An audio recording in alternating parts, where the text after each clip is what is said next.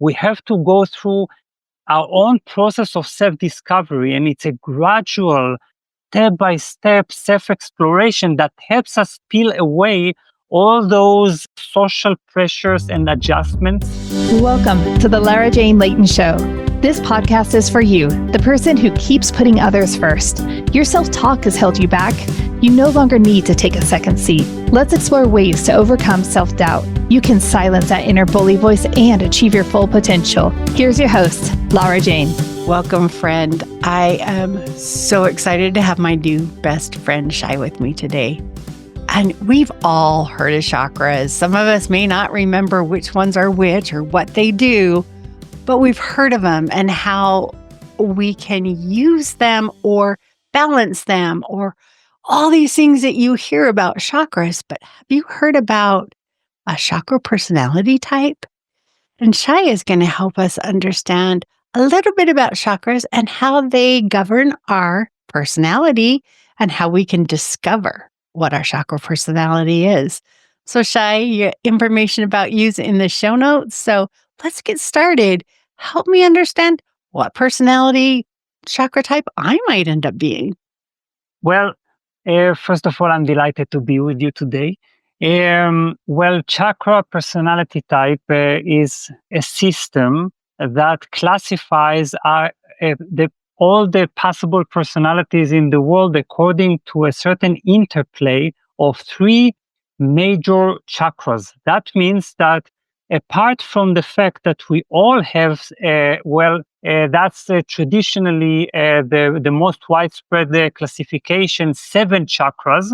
So despite this kind of universally valid number and system, we all have 3 major chakras that are like the center of gravity of our being. And these are more dominant than others, not because these chakras are unbalanced, but because they signify a certain intense activity of our being. That means that these chakras govern our perception, our passions in life, also our main psychological life themes, which means our main frictions in life.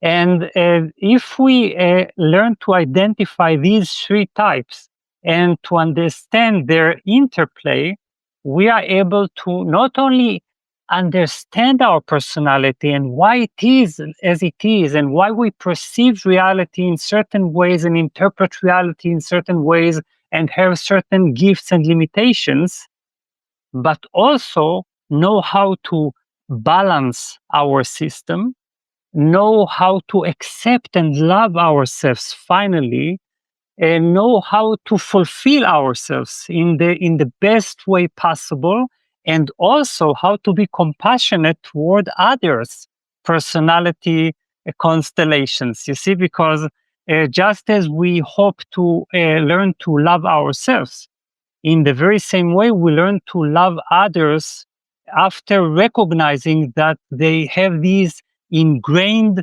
personality system that is in a sense cosmically given or naturally given or whatever way we want to refer to that.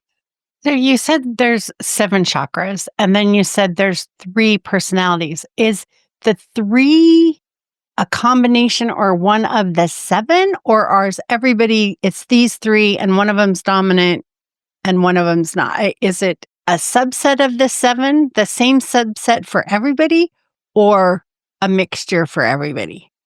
Like, let's pretend like mine is throat and root and crown chakra. That is, would those be personality type, or would everybody have the same 3?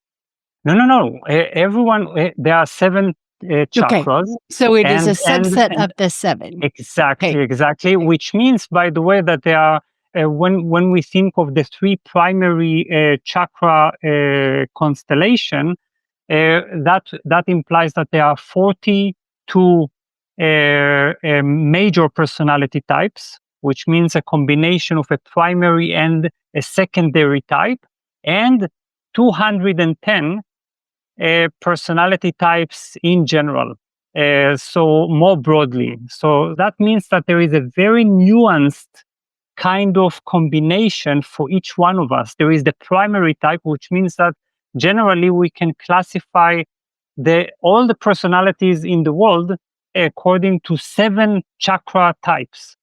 But there are also more nuanced classifications that help us identify the subtleties and intricacies of our personality, because that makes us a very rich and complex being, rather than just a caricature of or exaggeration or an excess of just one chakra. Okay, so another question.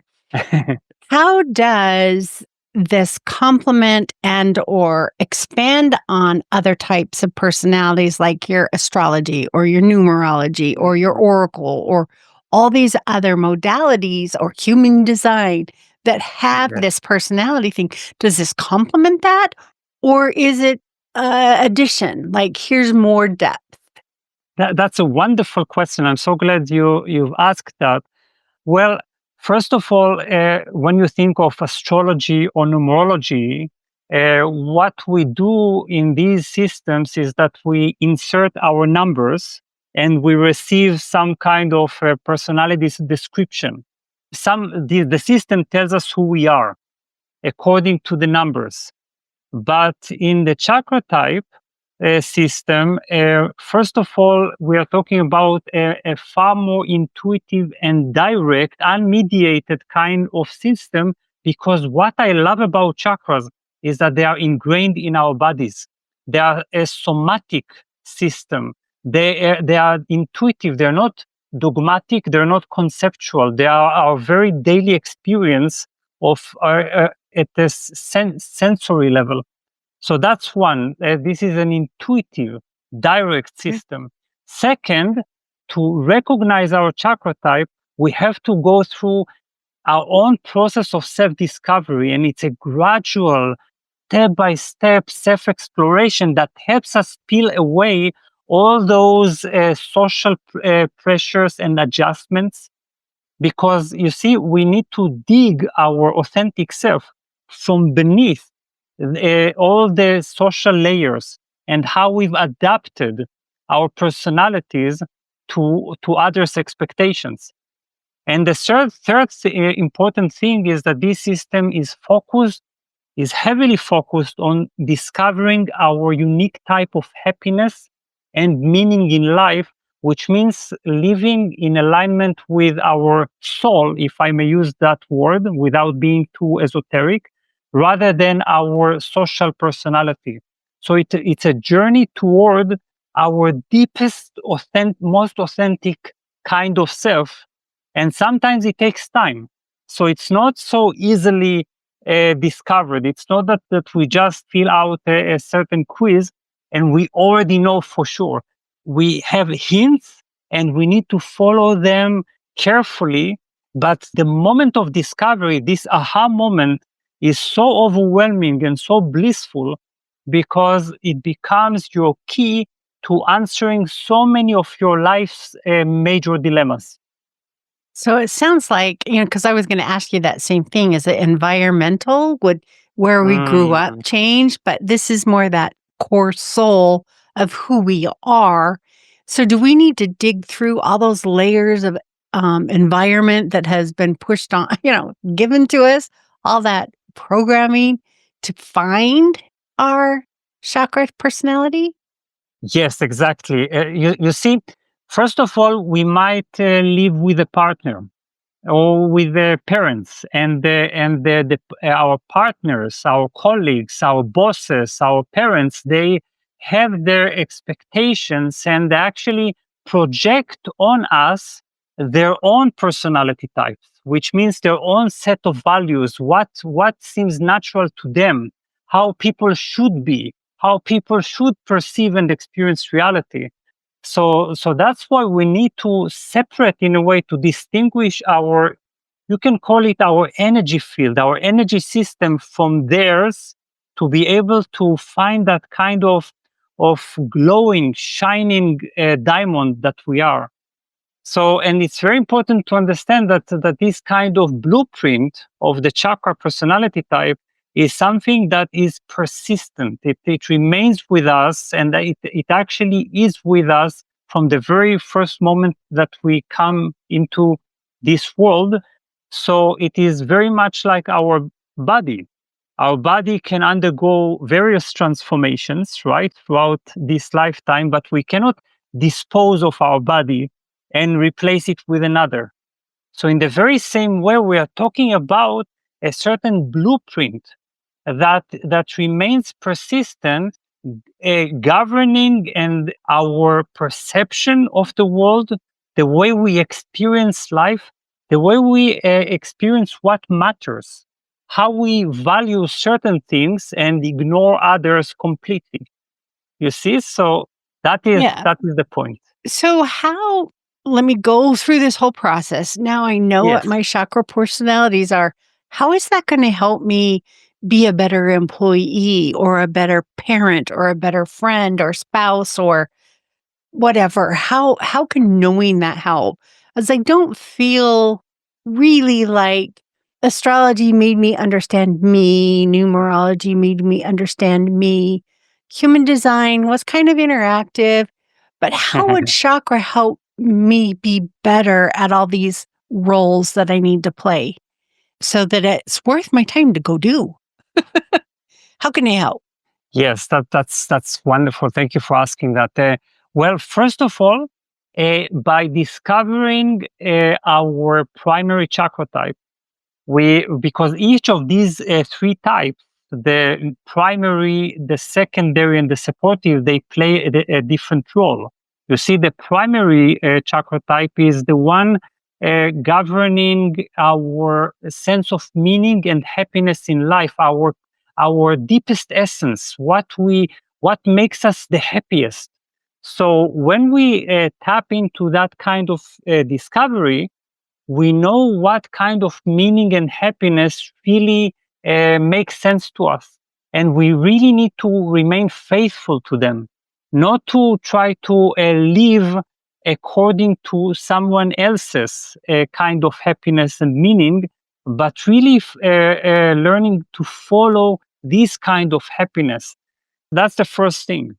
And sometimes it is not congruent with our social environment, and that requires some kind of insistence on that. So possibly instead of making me a better employee at my current job or a better significant other with my current partner, it could help me discover me enough to know if those things were even right for me. So maybe I'm just in a spot where I feel obligated or I feel like there's no way out. It may not help me be a better employee, but it may help me be a better me.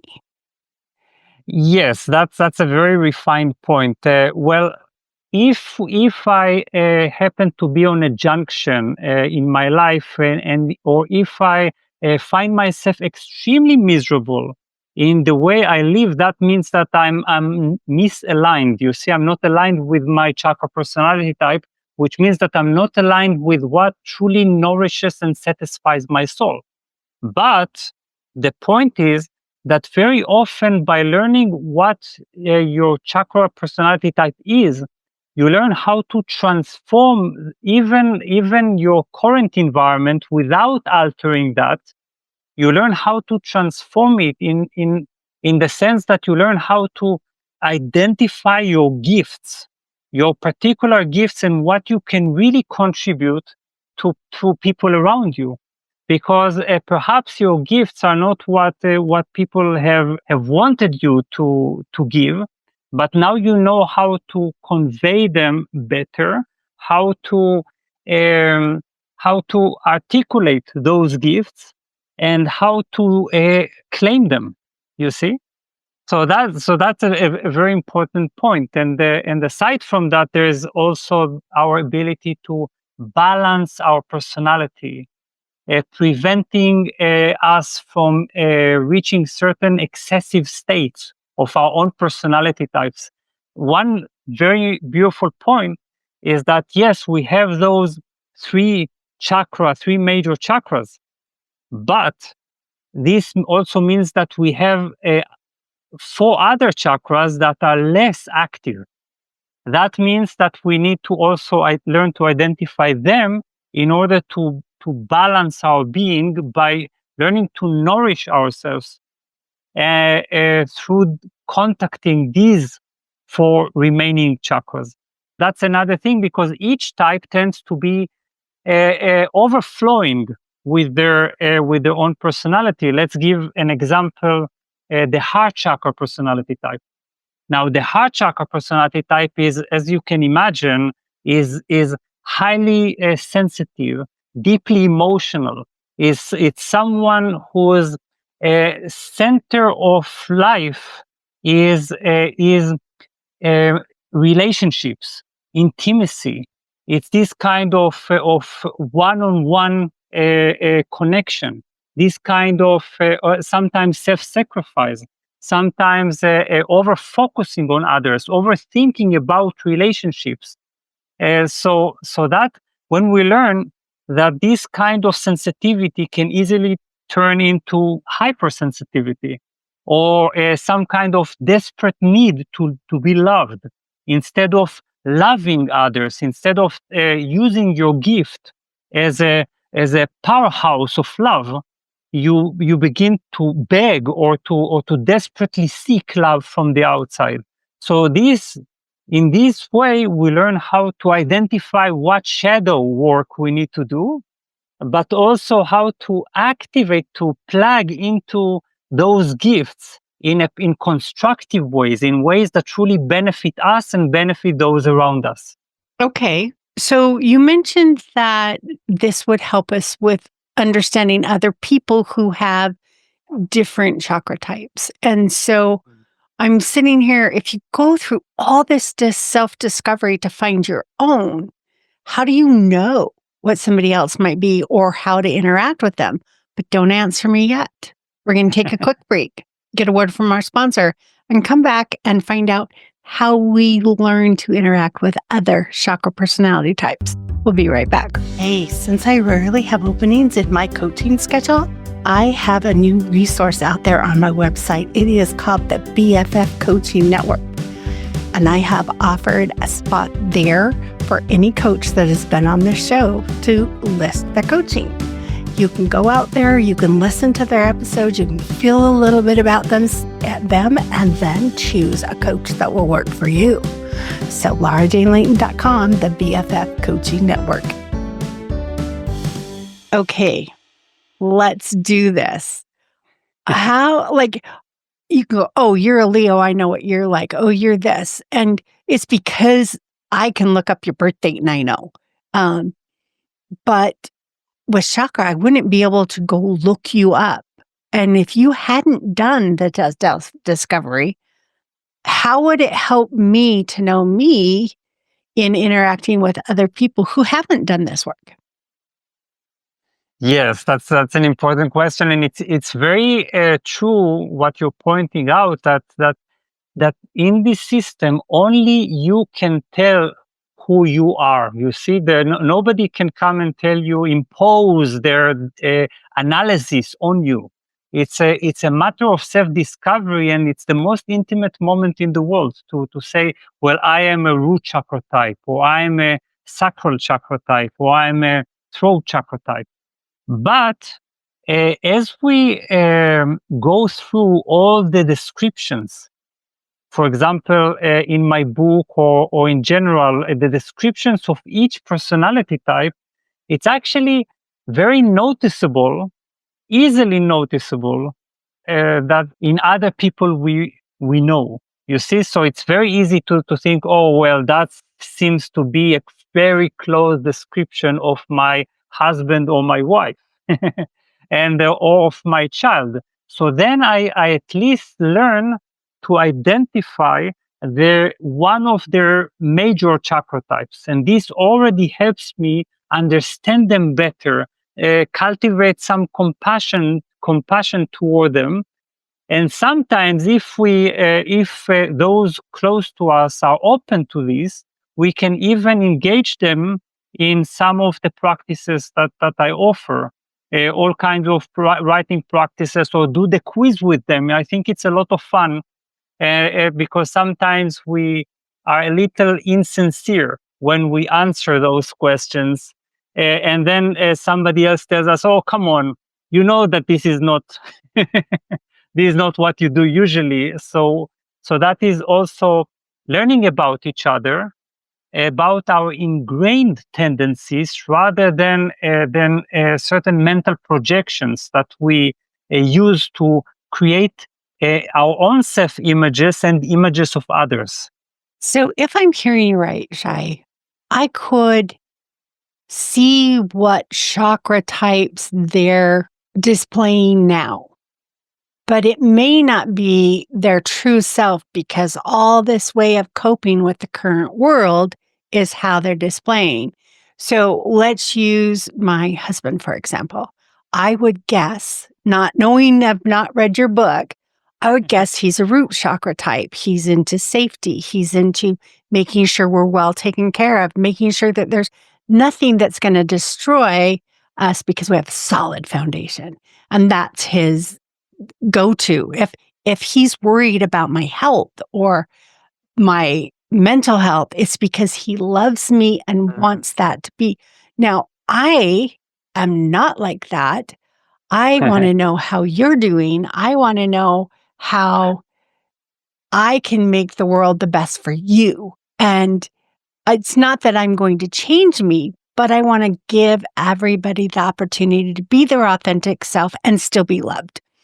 And so to me, that's if I let you be you and I don't care, that's my love language. And his is safety. And they work just fine together, but it could be hidden underneath all of that. There's a different one that's really our core belief, but that's what society has us projecting at this point. Yes, that's the very important and crucial point, because this is exactly the process in which we learn to distinguish our, you can say, defense mechanisms and coping mechanisms. The way we've adapted to certain environments since our childhood, and from the way, let's say, what we love the most, what is most natural to us, what creates a sense of harmony and a sense of deep meaning in our lives. And this is where we learn to distinguish, first of all, happiness from fulfillment. I know that might be surprising, because sometimes we think that what we do in life, or how we express ourselves in life, this should be immediately what makes us happy. But actually, this is not so. For me, for instance, my major primary chakra type is the third eye type, which means that I love the most to inquire and to experience the world as like a mysterious riddle, to resolve, to solve. So I like reading and investigating and philosophizing. But my secondary types is the throat chakra type, which is all about expressing, teaching, educating. Now, that is not what makes me happy. I can do that all day long and still I will not be happy. So we need to learn to be very attentive about these kinds of distinctions. So what is important is to understand that imbues me with a sense of a meaningful life. If that is the case, if that makes me feel that I'm no longer searching because I'm exactly in the right place, in the right time, that is my chakra type. Okay. And I'm glad to read the book. So you're definitely on my list to buy, but because this is very intriguing to me. And, the more you understand who you are and what really is that core motivation. And yes, that core, we've been domesticated all of our lives.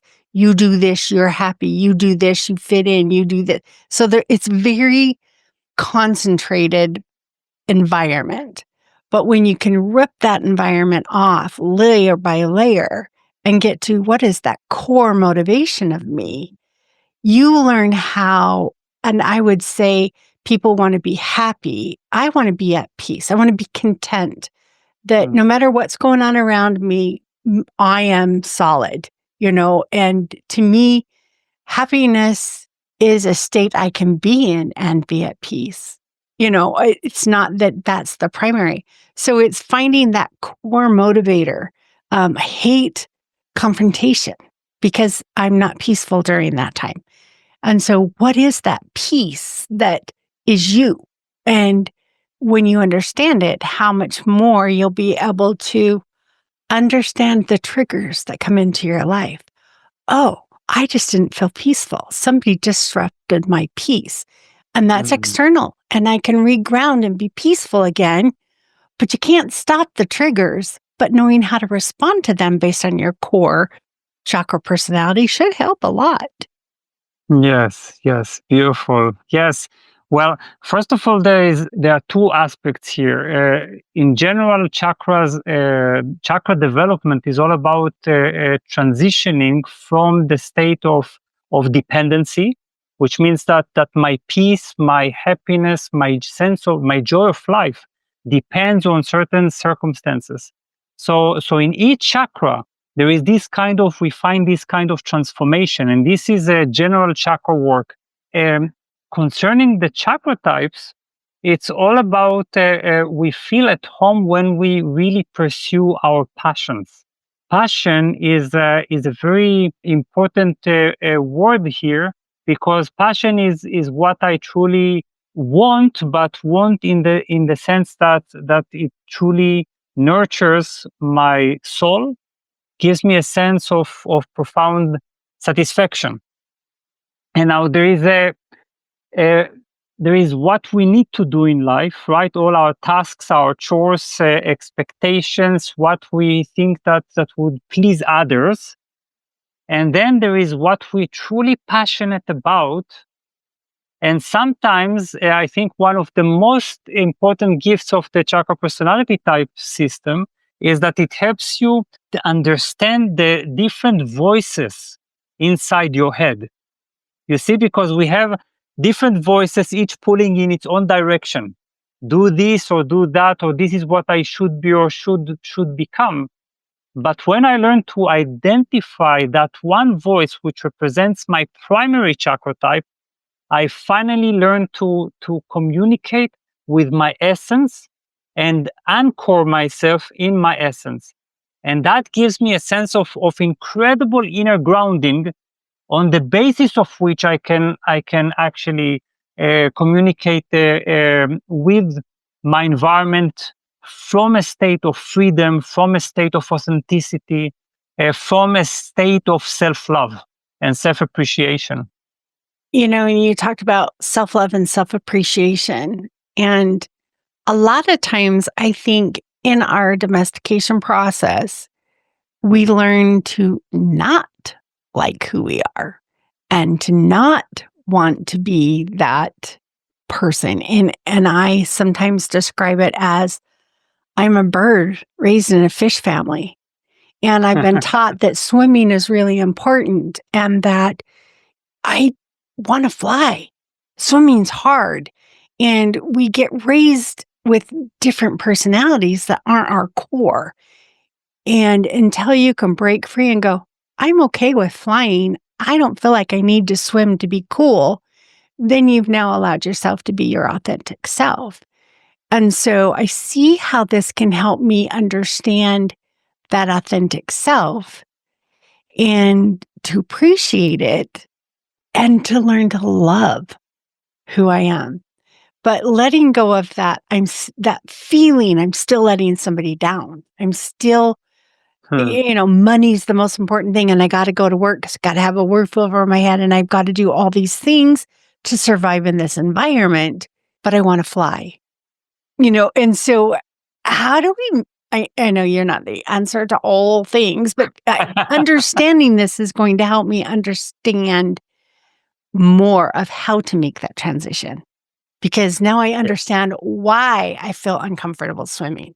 And it's just kind of that boost when you can understand why that domestication doesn't feel right on you, then you feel less shame in letting it go. Beautiful. Yes. Yes. Exactly. That's brilliant. Yes. Uh, exactly. I understand why. I understand that it's ingrained. That it's we can call it my nature. You see, because when we look at the giraffes, for instance, we never think this giraffe must be an elephant, right? When we observe nature, it's also natural to us that giraffes should be giraffes and elephants should be elephants. But when it comes to us, we have this kind of imagination often imposed on us by others' expectations that we should become either giraffes or elephants, whereas we are the other kind. So I think when we understand why, that it's some kind of an energetic constitution, it's embedded, it is cosmically given to us, it's a gift, it's a power, then we are filled with a sense of, I call it a quiet confidence. Quiet confidence is a state in which I don't need to defend myself. You see, as long as I need to quarrel, I need to raise my voice, I need to constantly say, this is who I am, you will not tell me who I should be, that actually implies that I still have this kind of insecurity. I still feel that shame.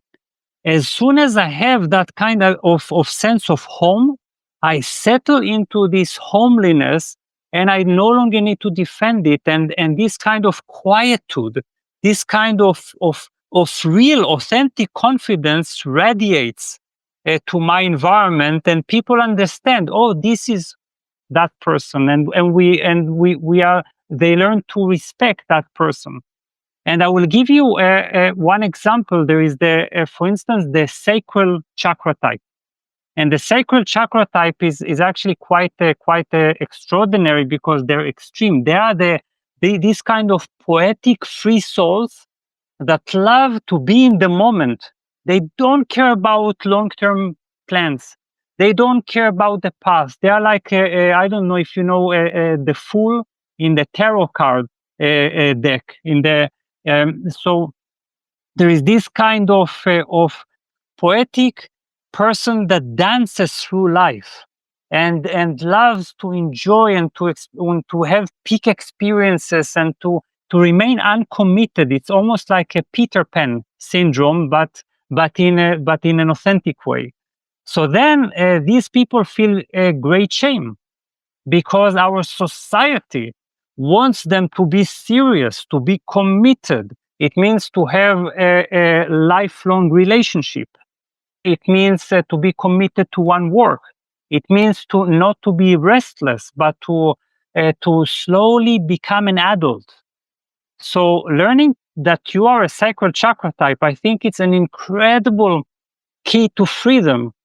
Finally, you understand and you learn to navigate society and your own life through that kind of self-knowledge, respecting both, you see, because you have to respect society. You have to adjust to some expectations. We don't live in vacuum, but we can do that on the basis of self-appreciation and this kind of quiet confidence. I'm liking the way you said it, and it kind of like trying to figure out the right words to do it, but it just really boils down to, now I know what makes me tick. Now I understand I'm a diesel car, not a gas car. This is what motivates me. I'm an electric car, whatever it is. What fuels you? And it's okay to have to put it in the back burner because I do need to have a home, or not. If you want to move somewhere where it's okay to live not in a home, that's fine too. But what are those needs, those core needs that we feel society has put on us, and how do we balance the two? And I'm guessing that a lot of our chakra unalignment comes from that pull. I want to be a free soul, but I need to go to the office 8 hours a day. and that disconnect we feel until we understand. Exactly, because we learn to differentiate between the need to satisfy the expectations of my environment, and these needs are also, of course, satisfy some of my basic fundamental needs, right? The need to make money, the need to have a roof under our heads, and all that. But there is a different kind of need, and this need is recognizing what my soul truly needs in order to feel satisfied, and that is not always in alignment with what we have around us. So this doesn't mean that we need to experience some kind of an ongoing friction with the world, although we must admit that our primary chakra type also gives shape to a certain friction with life. You see, because your deepest longing, your deepest passion is often frustrated or thwarted by the world around you, and as a result, we have a certain conflict that we need to resolve in order to find that kind of perfect middle point between the world and other chakra personalities, and our own glowing presence, our own confident presence that remains unwaveringly faithful to that deeper need. I'm almost out of questions because I feel like I need to read the book next. But what can our friend that's here with us do today? What can I do right now to move me in that path of self-discovery? Because the book might not get to me in the mail for a week, Mm.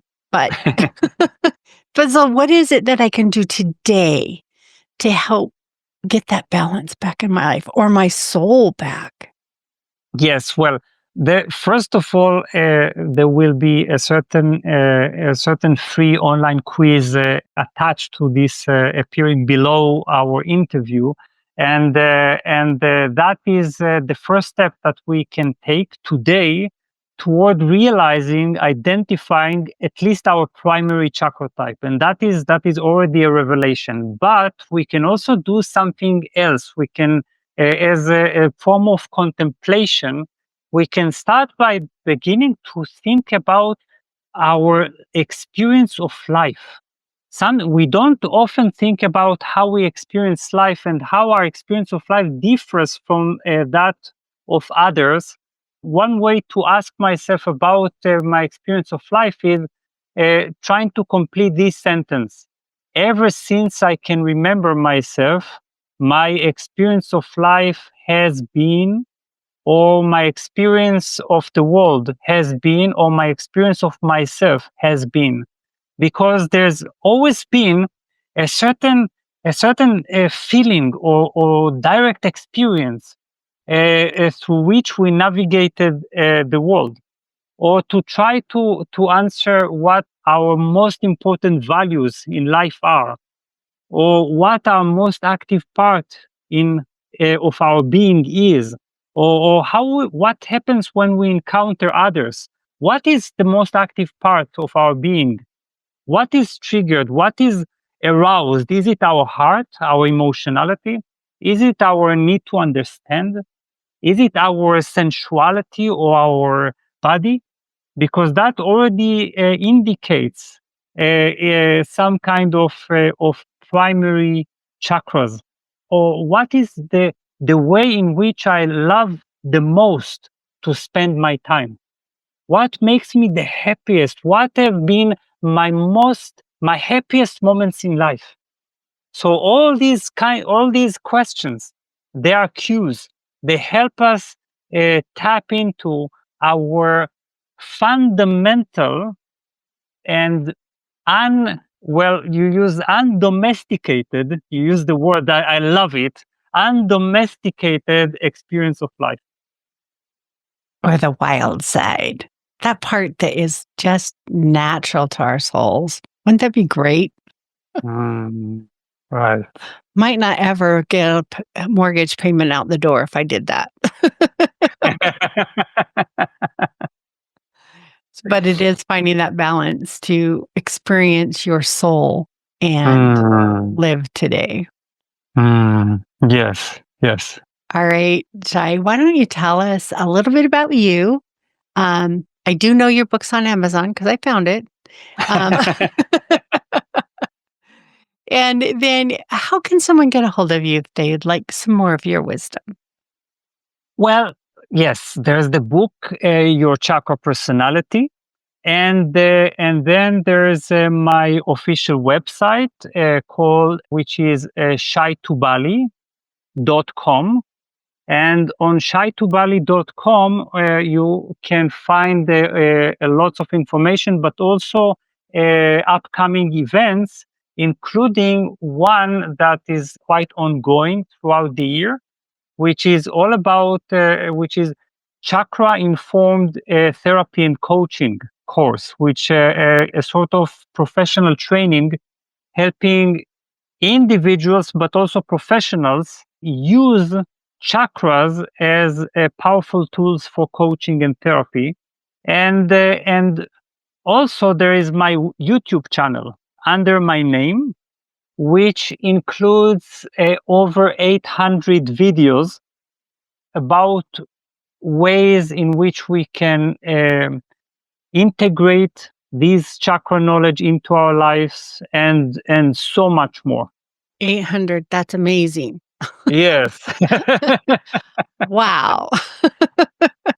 I'm impressed. Way to go. It has been a pleasure to have you on the show. I love learning about new modalities that may help me more in depth understand who I am, because I know my core belief when I was a kid was nobody liked me. And as I aged, I learned it's because I didn't like me. And as I learned who I am and I like who I am, now I know that if someone else doesn't like it, it's okay. Instead of focus on the one person who didn't like you, focus on the one person who does. And that's you. Be your own best friend. Understand. Be that person who supports you and helps you grow. And I love that part. So I definitely already ordered the book. And it will be here tomorrow. So I'm very excited. But I really, really appreciate the time and would love a repeat performance, because I think this is a great new, I shouldn't say new because it's been around forever, but a great way to expand our knowledge of who we are. And so thank you. And I'm sure our friend with us is going to love it and want to know more also. So Shai and I are not licensed medical or mental professionals. We're not here to change what your doctors told you to do, but give you an idea of what you could do. And go ahead and experiment. Try it on. See if it helps your path be a little lighter. And stay tuned for the next episode. Are you tired of waking up exhausted? You are not alone. If you're looking to take your life back, let's start with the simple step of adjusting your self-talk. Stay tuned for the next episode with your host, Lara Jane. Remember to follow the show so you don't miss the next simple step that you can use to feel more confident. And please leave an honest review.